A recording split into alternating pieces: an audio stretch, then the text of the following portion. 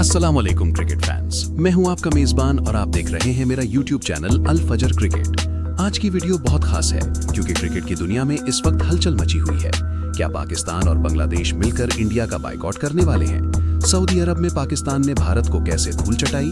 बाबर आजम की नाकिस परफॉर्मेंस पर उन्होंने क्या सफाई दी? और हारिस रऊफ के लिए कौन सी बुरी खबर सामने आई है?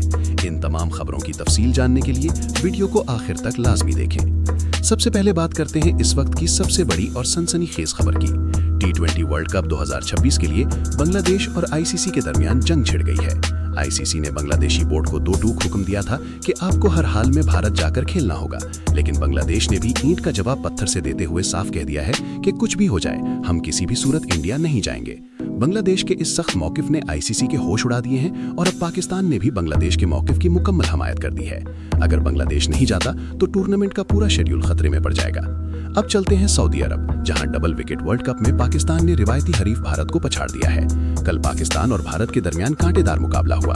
पाकिस्तान ने पहले बैटिंग करते हुए 4 ओवर्स में 56 रन बनाए, जिसमें शोएब मलिक ने सिर्फ चंद गेंदों पर 34 रन की तूफानी इनिंग्स खेली। जवाब में भारतीय टीम, जिसमें इरफान पठान और स्टुअर्ट बिनी शामिल थे, मुकर्ररा ओवर्स में सिर्फ 51 रन बना सकी।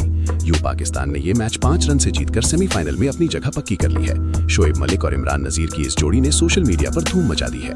तीसरी बड़ी खबर पाकिस्तान के स्टार बैटर बाबर आजम के हवाले से है। बाबर आजम ऑस्ट्रेलिया की बिग बैश लीग में अपना सफर मुकम्मल करके वतन वापस पहुंच चुके हैं। अगर उनकी परफॉर्मेंस की बात करें तो वो इस बार काफी नॉर्मल रही। उन्होंने पूरे टूर्नामेंट में सिर्फ 2 निस्फ सेंचुरियां स्कोर की और वो पुराना वाला जादू ना दिखा सके।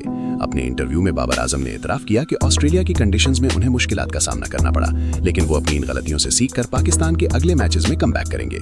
इसी दौरान फास्ट बॉलर हारिस रऊफ के लिए एक परेशान-कुन खबर सामने आई है। इत्तलात हैं कि हालिया कारकर्दगी को मद्देनजर रखते हुए टीम मैनेजमेंट अब हारिस रऊफ को वर्ल्ड कप के 15 रुकनी मुमकिना स्क्वाड से ड्रॉप करने पर गौर कर रही है। सिलेक्टर्स अब नए और नौजवान फास्ट बॉलर्स को आजमाना चाहते हैं, जिससे हारिस रऊफ का करियर एक मुश्किल मोड़ पर खड़ा नजर आ रहा है। और आखिर में अंडर 19 वर्ल्ड कप में भी शाहीनों का राज बरकरार है। पाकिस्तान ने जिम्बाब्वे को 8 विकेटों से हराकर सुपर 6 मरहले के लिए क्वालिफाई कर लिया है। हमारी बॉलिंग लाइन इस वक्त टूर्नामेंट की सबसे खतरनाक लाइनअप साबित हो रही है। तो दोस्तों, आपके ख्याल में क्या आईसीसी के दबाव के बावजूद बांग्लादेश अपने फैसले पर कायम रहेगा?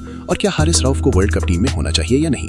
अपनी राय कमेंट सेक्शन में जरूर बताएं और क्रिकेट की हर पल की अपडेट के लिए हमारे चैनल को सब्सक्राइब करना ना भूलें। मिलते हैं अगली वीडियो में।